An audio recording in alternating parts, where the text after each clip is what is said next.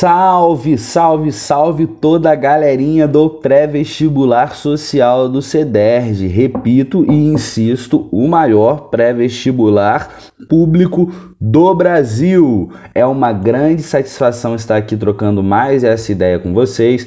Eu me chamo Pedro Henrique Dias Siqueira, sou professor de geografia em um monte de lugares e no pré-vestibular social, eu atuo como mediador nos polos de Nova Iguaçu e de Resende. Para quem, porventura, não tenha assistido os últimos vídeos, está aí a minha apresentação. Gente, hoje vamos trabalhar problemas ambientais gerais ou problemas ambientais globais. Por que esse conteúdo hoje? Porque o último vídeo, se você não viu, eu sugiro que você volte e assista, é problemas ambientais urbanos, né? Nós estávamos trabalhando numa série de vídeos, né, o conteúdo de urbanização. Então o vídeo da semana passada foi a cerejinha em cima do bolo, falando de alguns problemas ambientais urbanos. Então esses problemas urbanos, eles têm uma escala local, eles têm uma escala geográfica, né, urbana. Então a gente está pensando, né, não na escala planetária, mas na escala daquela cidade que nós estamos trabalhando. Hoje, né, é como se fosse um desdobramento da última aula, porque a gente vai trabalhar problemas ambientais gerais, problemas ambientais a nível, numa escala global, ok? Show de bola? Então, problemas ambientais globais.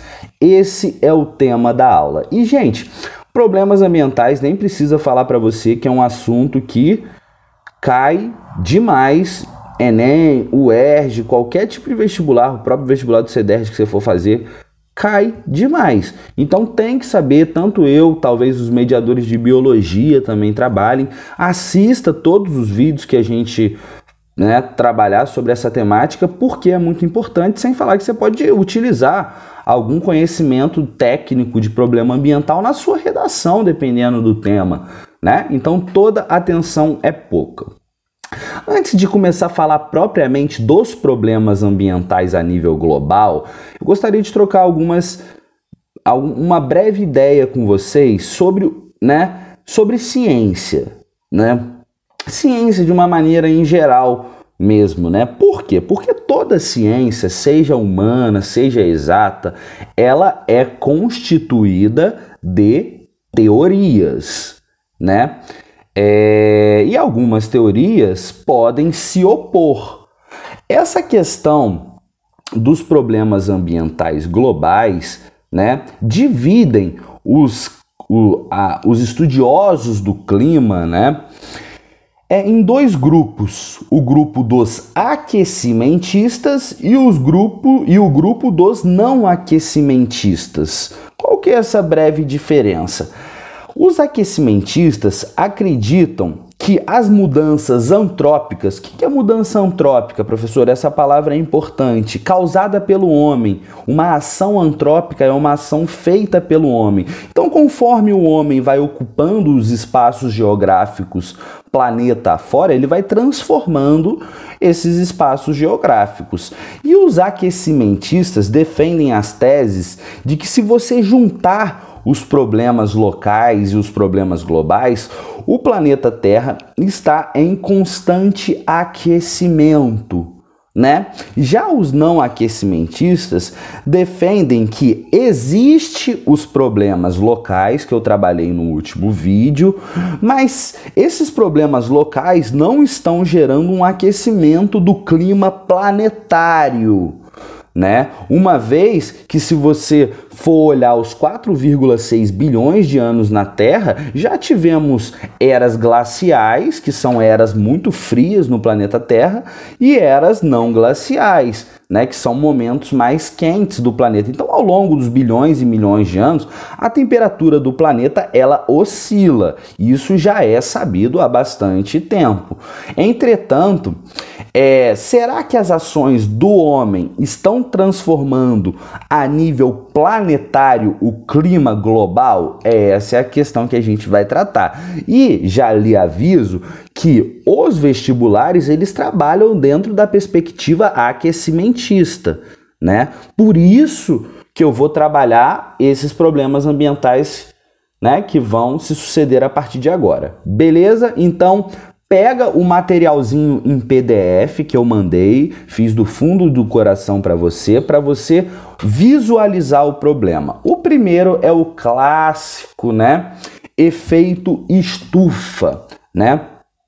Na verdade, o efeito estufa ele não é propriamente um problema, né? O problema seria a intensificação do efeito estufa. Por que você está falando isso? Professor, por que eu falei isso para você? Gente, porque o efeito estufa é um fenômeno natural do planeta Terra, né? Aqui está o planeta Terra e, né, em algum lugar da atmosfera você tem uma camada de dióxido de carbono, o famoso CO2, né? Essa camada de dióxido de carbono, num primeiro momento, ela não é problemática para o planeta Terra, ela é até boa, né? Porque essa camada de CO2 ela retém o calor vindo do Sol. Então, se não houvesse essa camada de CO2, a Terra não teria uma temperatura adequada à vida. Você está entendendo? Outros planetas não têm, né? Essa camada de CO2 ou tem uma camada de CO2 muito grande e aí a temperatura não fica adequada, ou fica muito frio ou fica muito quente. Então, desde sempre existe uma camada de CO2. Mas de onde vem o problema ambiental, né, que é a intensificação do efeito estufa? Vem no momento que o homem, através de suas fábricas, de seus carros, de suas tecnologias, vão emitindo muito mais CO2 do que a Terra sempre emitiu. Então essa camada de CO2 ela está ficando mais espessa, mais grossa. Então, em vez do raio solar vir aquecer, né, numa temperatura certa e ir embora de novo para a atmosfera, não está acontecendo isso. Como a camada de CO2 está ficando mais espessa, o planeta Terra está retendo mais calor do que necessário. Você está entendendo? Então é daí que vem o efeito estufa. Você pode ver na imagenzinha que é isso que está sendo representado, né?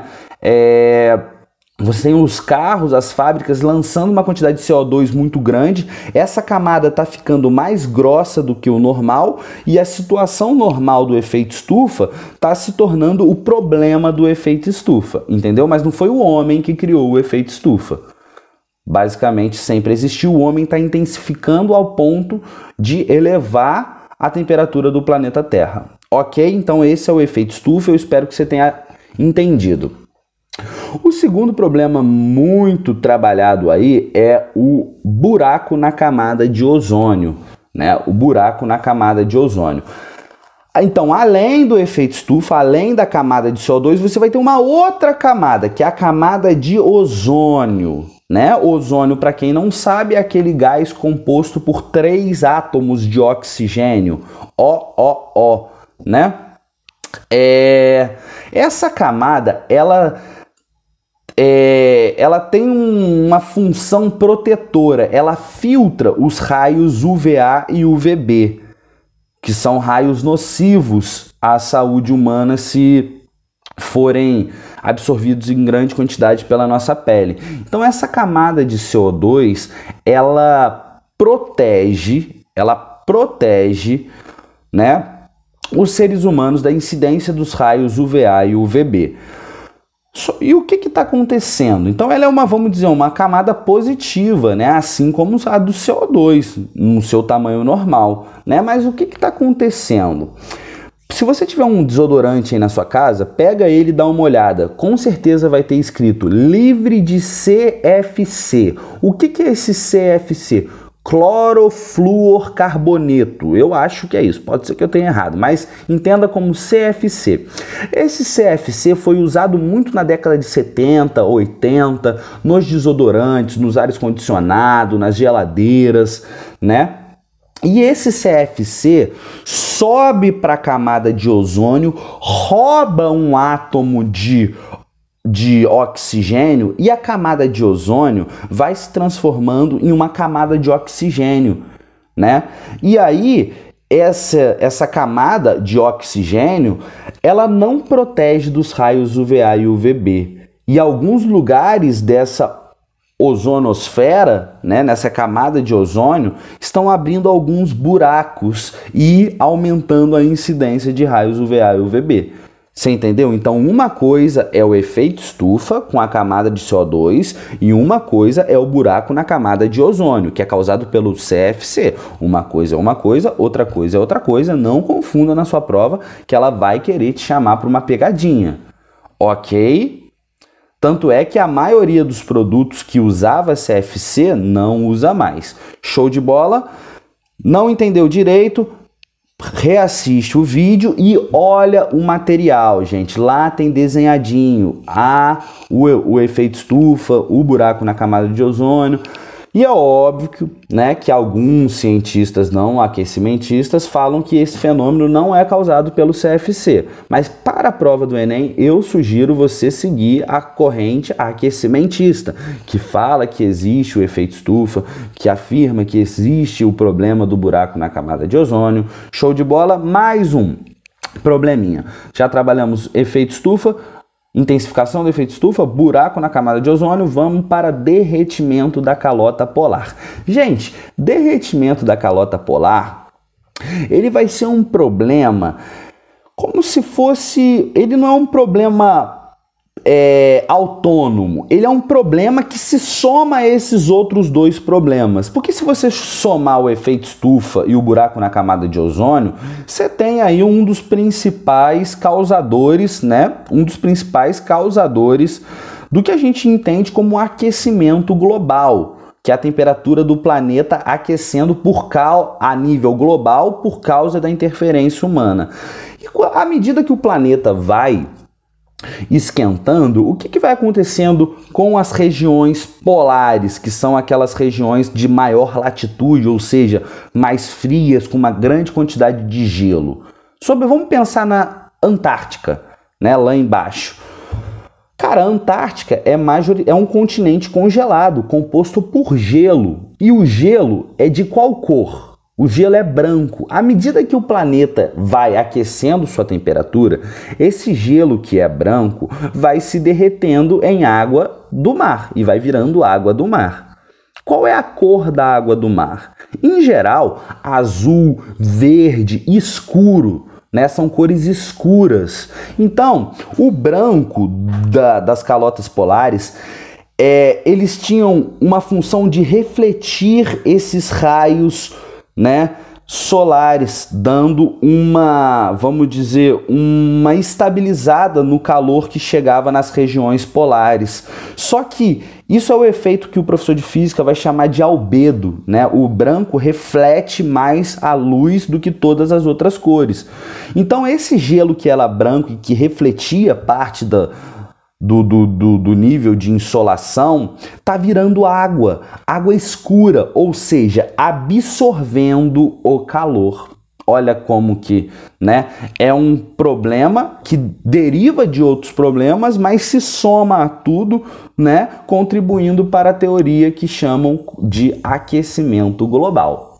Tranquilo? E para finalizar, como eu ainda tenho um minutinho, né, nós podemos falar, talvez, sei lá, da chuva ácida, que seria quando você tem uma quantidade de fábricas pesadas e poluentes muito próximas, né? Essas fábricas ficam lançando poluição, essa poluição sobe na forma de gás, se condensa como uma nuvem normal e precipita, chove. Só que o pH dessa água não vai ser normal, vai ser um pH muito mais ácido. Ok? E aí tem aqui também no desenhozinho uma foto, uma imagem perfeita de chuva ácida. Beleza, galera? A nível global, né, podemos falar da poluição hídrica, né, da poluição hídrica. A gente falou da poluição hídrica a nível urbano na última aula, a poluição dos rios. Gente, mas todo mundo sabe que os rios, tanto do Brasil quanto dos continentes afora, acabam desaguando no mar. Então, se você polui os rios no nível, né, do seu continente, esses rios estão poluindo o oceano, né? Há sabido de descartes de lixo, né, em meio aos grandes oceanos, né? E tudo isso vai alterando a flora, a fauna marinha e alterando todo o ecossistema planetário, né?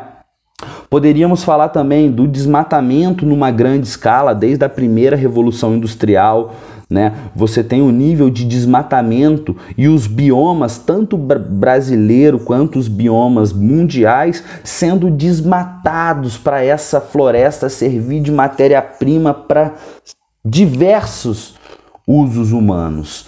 Tranquilo? Então, como a gente tem pouquinho tempo, eu vou finalizando por aqui. Falamos de efeito estufa, ou melhor dizendo, a intensificação do efeito estufa. Falamos do buraco na camada de ozônio. Falamos do derretimento das calotas polares. Falamos das chuvas ácidas e da poluição hídrica e do desmatamento a nível global.